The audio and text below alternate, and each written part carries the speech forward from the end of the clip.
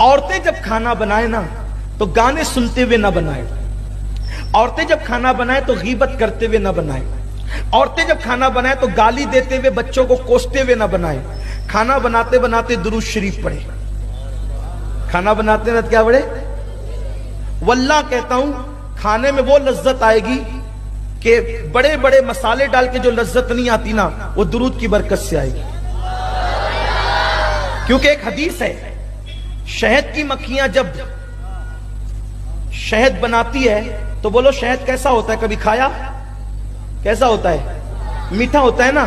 शहद की मक्खियों से पूछा गया कि तू रस चूस के शहद बनाती है, रस तो कड़वा भी होता है फूलों का, फीका भी होता है, कसेला भी होता है, शहद मीठा ही क्यों होता है? तो वो कहती है कि फूलों के घर से लेकर अपने घर तक नबी पे दुरूद पढ़ते हुए जाती है।